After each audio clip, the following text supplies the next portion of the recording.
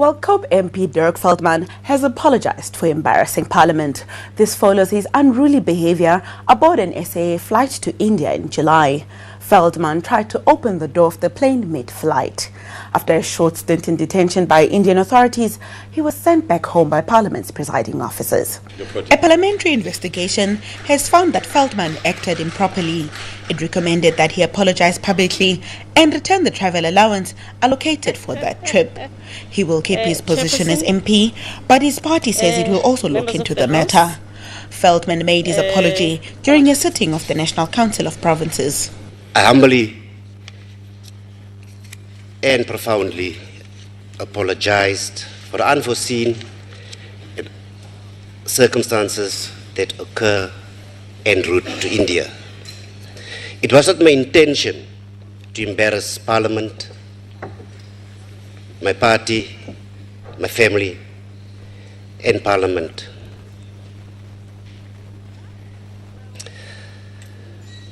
I've learned a hard lesson not to take alcohol with medical treatment. It is a hard lesson learned, and it is also a lesson for all of us here as public representatives. I thank you, Chairperson. Thank you very much. Well, members' statement in the National Assembly offer members of Parliament an opportunity to bring issues to the attention of the executive. Ministers in the House are then expected to respond to those statements. Yesterday afternoon saw the first round of statements this term. Temperatures rose significantly in the House when opposition parties took up issue with the President on two issues: the Nkandla Development Project and the handing over of transcripts of the tapes that resulted in criminal charges against the President being dropped. The DA's Andrea fired the first salvo when she charged that the money spent on the President's private residence at Nkandla in KwaZulu-Natal could have been put to much better use. President Jacob Zuma is spending 203 million rand of hard-earned taxpayers' money on his private homestead in Nkandla. We can ask ourselves, what else could we have done with that money? The fact is, at a whopping 15,000 rand a day, President Zuma could have hired 2,000 trucks for a whole week to deliver textbooks to students in Limpopo. Point of order. Furthermore, Honourable Member, there's a point of order. What's the point of order? The point of order. The point of order is. The point of order Honourable is. members, can you just allow the member to state his... The point of order is that statements must be factually correct. This is not factually correct. Madam Deputy Speaker. Because the President is not a minister of... The President is not in charge of public works. Deputy Speaker. This is not factually correct. Honourable Deputy Speaker. Honourable Member. Okay. Honourable Deputy Speaker, on a point of order, we suggest that the Honourable Whip of the ANC understands firstly the Constitution and secondly that he is aware of the rules of this House which direct its public proceedings. Deputy Speaker Noma India Mfeketo said she was not going to rule on the points of order and requested Andrea of the DA to continue with the speech. But the DA then had a problem with the interpretation of the rules of the House by the Chief Whip. The Chief Whip of the ANC needs to be made aware of the rules of the House, madam, because he is deliberately interfering with our Speaker. Continue, Honourable Member. furthermore, wherever the DA governs, such as in the Western Cape, it uses the amount of 203 million rand for one of the following: to pay the salaries of 846 school teachers for a year, to build about 3,692 RDP houses for the poor. This is the difference between the voter-sensitive and efficient Democratic Alliance leaders and the self-enriching, authoritarian and corrupt clique of President Zuma, who is the enemy of the poor people. The Minister of Public Works, Thulas Nxesi, also came to the defense of the President. He explained to the House that the President had no say in the security arrangements at his home in Gandla. He also pointed out the property is now a national key point. If you want to put blame on the Nkandla security arrangements, blame the security departments and public works for poor controls, not the President. The President does not determine his security. That's the first point. Secondly, shockingly, the Deputy Speaker, the DA, with its history, we are told today that it represents the poor. What an irony. Since when are they representing the poor? Members are aware of the legal constraints on providing the information in relation to a national key point, and we have proven that it's a national key point. I've also said that I will not play politics with the security of the President. That is why I am concerned about the leaking of the information concerning the classified projects. And I've also said, Deputy Speaker, that where public funds are involved, there must be accountability and value for money. Public Works implements projects on behalf of other departments of government, and in this case, specs for the upgrade were drawn up by an expert team from the Departments of State Security, Defense, Military Veterans, and the police, after a risk assessment was conducted.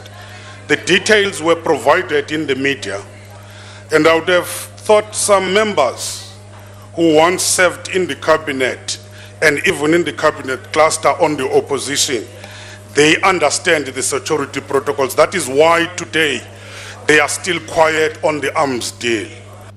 Chief Whip Matwele Motshekga was again up in arms when the leader of the Congress of the People called for the impeachment of the President for defying a lawful judicial order to hand over abbreviated transcripts of the tapes that permitted criminal charges against him to be dropped. Members of opposition parties were also at loggerheads with the ruling party on what can and cannot be said during members' statements. Deputy Speaker, you must give direction to this House. These serious allegations, I'm asking for direction to the House. Listen to the direction. These serious allegations by Honorable Legota should be brought by way of a substantive motion, not loose accusations against the President. Okay. Thank you, Honorable Chief Whip. I'm listening to the statement, and we know the rules of the House. When members are making statements that are not factual, that they know they are supposed to be done in this House in a particular way, we will come back and do that. The Chief Whip has had the opportunity to respond to 2 statements already. And I would like you to rule on that, because I thought it was the duty of the ministers in the House to respond to the statements. But the Chief Whip seems to be making long speeches instead of being crisp about the points of order. You see, the first point of order, I allow the member to continue, which indicates that the point of order was not proper. I allow the member to continue. But I just commented now that definitely there are other member statements that we need to read and see if they are supposed to be, they are factual. I seek clarity on what you have said, whether it's a ruling. You indicated that you commented on what the Chief Whip said. And you proceeded by saying that the statements of members of this House must be factually accurate. I know of no precedent in any parliament in the history of mankind in which members of parliament are held up to the standard of truth. That's not the standard on which politics operates. If that is your ruling, Madam Deputy Speaker, it is a revolutionary ruling, and I would like for you to give us clarity on what it is that you are actually saying. Is it a ruling, a comment, and what does it mean for the future of this House? I don't think I gave any ruling. If we are busy with member statements, it can only be the rules that direct the member statements. Now, if I read, and I would like to refer the Honourable Chief Whip of the ANC to Rule 105. Yeah. 105.1 says, a member other than the Deputy President, a Minister or a Deputy Minister, may be recognised by the presiding officer to make a statement on any matter for not more than 1.5 minutes. On any matter. Now, I would like to contend, Honourable Deputy Speaker, that that is indeed what happened from the two members of the opposition. And if the ANC is uncomfortable, that is their problem. But there is an ample opportunity in the rules for the executive members who are present in this House to respond to statements by members in the ranks of the opposition. Thank you. The rule does not mean that we must make unsubstantiated allegations and come with character assassination of the head of state. That does not what the rule allow you to do. Well, the mood in the National Assembly was considerably different last week when members of Houses of Parliament were unanimous in their praise for South Africa's triumphant athletes who brought back scores of gold, silver and bronze medals from the Paralympic Games in London. More than 200 athletes packed the public gallery when MPs gathered in the House for a special joint session. I wish to acknowledge the presence in the gallery of our 212 Paralympic team.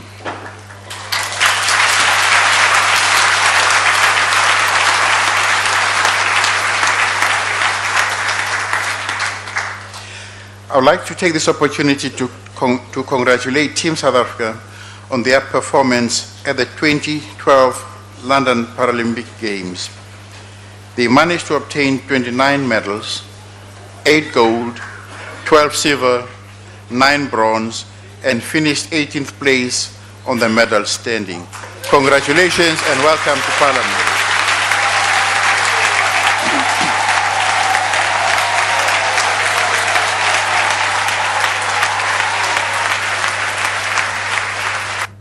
The Minister of Sports and Recreation, Fikile Mbalula, was the first speaker to sing the praises of the athletes, especially swimmer Natalie du Toit. This speech to one of our own, the daughter of the soil, Natalie du Toit, and all our sports persons with disabilities. For her and their sterling work into putting the sport of people with disabilities high on the agenda of sports and Olympic movement in the world.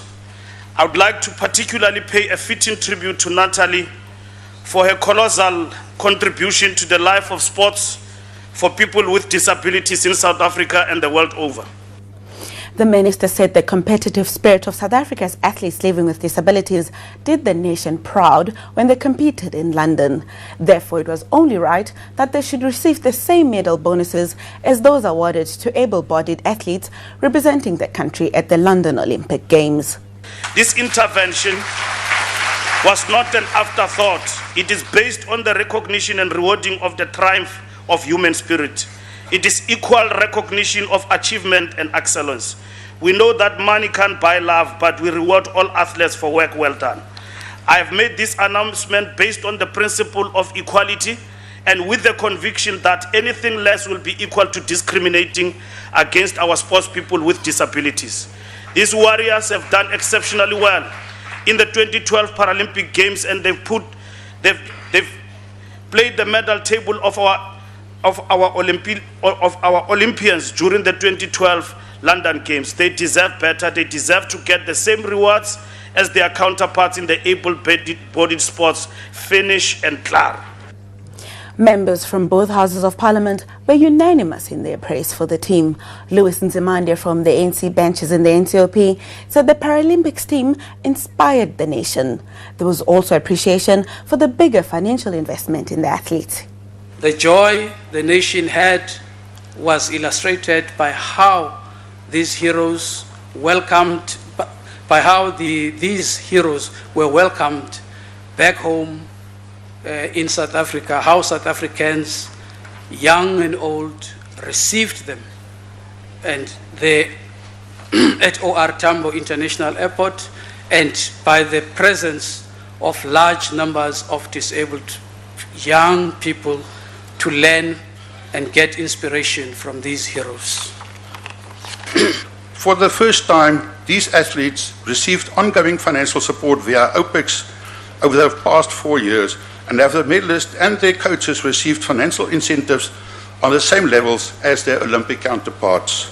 I am confident the President said and the investments made will benefit our athletes even more over the next 4 years towards Rio 2016. We all need to sanction every effort to support them to win more medals in Rio. Team South Africa, my friends, we salute you. You are our heroes. I thank you. These disabled athletes have had two choices in life.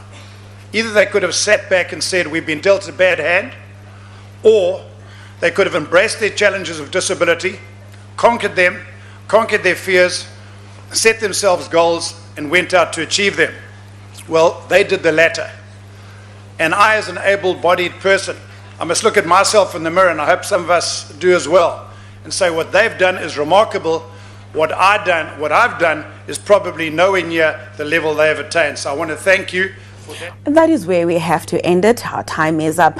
Thank you for watching. Do join us again tomorrow when we take a closer look at tomorrow afternoon's medium-term budget policy statement. We'll talk to political parties and an analyst about their expectations for Finance Minister Pravin Gordhan's financial plans for the next 3 years. His speech will be carried live here on SABC2 from 2 o'clock tomorrow afternoon. With that, it's back to the SABC studios in Johannesburg. Goodbye.